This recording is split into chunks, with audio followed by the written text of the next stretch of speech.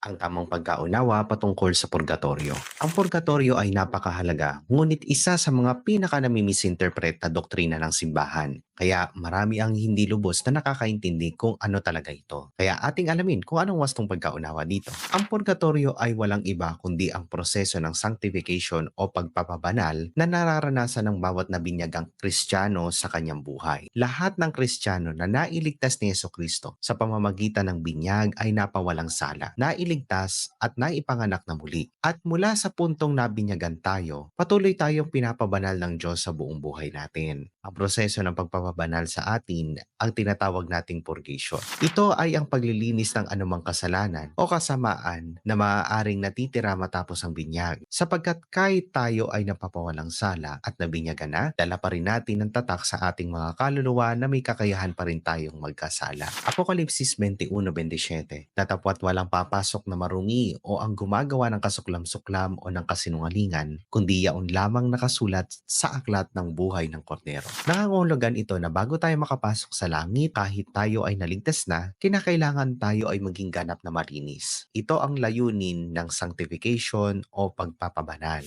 Salmo 99:8. O Panginoon naming Diyos, sinagot mo sila, ikaw ay naging isang Diyos na mapagpatawad sa kanila, kahit na pinaparusahan mo ang kanilang mga pagkakasala. Sinasabi naman sa atin ng talatang ito na nagpapatawad ang Diyos, ngunit nagdidisiplina pa rin siya. Hebreo 12:6, sapagkat itinutuwid ng Panginoon ang kanyang minamahal at hinahampas ang lahat ng anak na kanyang tinatanggap. Sinasabi din dito na dinidisiplina at pinapalo ng Diyos ang mga itinuturing niyang anak. Na kapag tayo ay nabinyagan, tayo ay nagiging anak ng Diyos. At ang disiplina at palo ng Diyos ay bahagi ng prosesong ito ng sanctification o pagpapabanal. Ngayon, para maunawaan natin ang purgatorio, mahalagang maunawaan natin ang pagkakaiba ng parusang walang hanggan or eternal punishment at ang pansamantalang parusa o temporal punishment. Ang eternal punishment ay ibinibigay kapag ang isang tao ay namatay sa estado ng mortal sin. Ang parusang ito ay tinatawag nating impyerno. Samantalang ang temporal punishment naman ay ang parusang nararanasan natin bago tayo makapasok sa langit. Ang tanging makakaranas nito ay ang mga nailigtas na, kung saan ang kanilang parusang walang hanggan ay nabayaran na ni Jesucristo. Kaya naman kung ang isang tao ay hindi naligtas at namatay na may mortal sin at namatay na tinatanggihan ng Diyos, hindi para sa kanya ang purgatorio. Ang kaluluwang iyon ay diretso sa impyerno. Ipinapaliwanag ni San Pablo ito sa kanyang unang sulat sa mga taga-Korinto 3:11-15. Ganito po ang nakasulat. Sapagkat wala nang makapaglalagay ng iba pang pagsasaligan maliban sa nakalagay na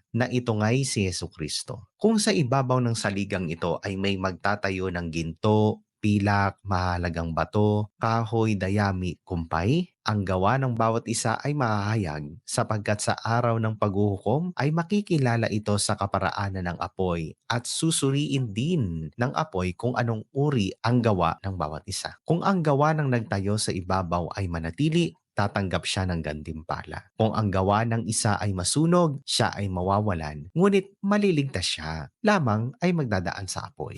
Sa talatang ito, ginamit ni Apostol Pablo ang salitang apoy bilang isang metapora upang ilarawan ang prosesong maaaring pagdaanan natin sa oras ng ating kamatayan.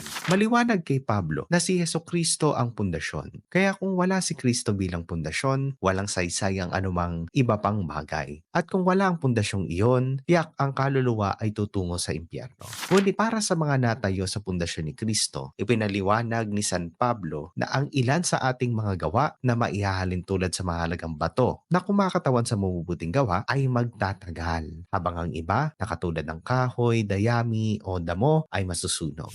Ang metaphorical na apoy na nabanggit ay tumutukoy sa purification o paglilinis, sapagkat tanging ang mga malilinis o walang dungis lamang ang makakapasok sa langit. Hindi itinuturo ng simbahan na ang purgatorio ay may literal na apoy. Tatapwat ang itinuturo ng simbahan sa atin ay ang purifying fire na siyang dumadalisay sa mga kaluluwa sa purgatorio na siya namang inilalarawan ni San Pablo sa kanyang sulat. Gayon din naman, dapat din nating maunawaan na ang purgatorio ay hindi isang literal na lugar o destinasyon dahil walang turo ang simbahang Katoliko na ang purgatorio ay isang pisikal na lugar sapagkat di na ito sakop ng space and time. Bagkus ito ay ay tinuturing na isang estado o state kung saan ginaganap ang kinakailangang paglilinis sa mga kaluluwang patungo sa langit. Mismo ang Panginoong Hesus ang tumutukoy sa prosesong ito sa Ebanghelyo ni Mateo 5:25 hanggang 26. Makipagkasundo ka kaagad sa iyong kaalit. Habang kasama mo siya sa daan, baka ibigay ka niya sa hukom at ibigay ka naman ng hukom sa alagad ng batas at ipabilanggo ka nito. Tunay na sinasabi ko sa iyo na di ka makakaalis doon hanggat di mo nababayaran ang kahuli-hulihang kusig. Base sa talatang ito ay sumasalamin sa pangangailangan ng ganap na paglilinis bago makapasok sa langit na siyang nangyayari mismo sa purgatorio. Ang mga ito ay metaphorical na paglalarawan ng tunay na proseso ng pagpapabanal ni Jesucristo. Ang purgatorio ay hindi isang second chance para sa kaligtasan. Tanging ang mga naligtas lamang ang daraan sa purgatorio. Posible para sa isang Kristiyano na naligtas na makakapasok ng diretso sa langit kung ang lahat ng temporal punishment ay nabayaran bago mamatay. Subalit kung ang isang tao ay namatay na may natitirang temporal punishment, ang kaluluwang iyon ay daraan sa paglilinis sa purgatorio bago makapasok sa langit. Again, ang purgatorio ay hindi tungkol sa second chance para sa kaligtasan. Ito ang huling prosesong pagdaraanan ng lahat ng mga Kristiyanong naligtas na patungo sa langit upang matiyak na sila ay ganap at malinis bago makasama ang ating Panginoon magpasawalang hanggan. Ingatan nawa tayong parati ng ating Panginoon.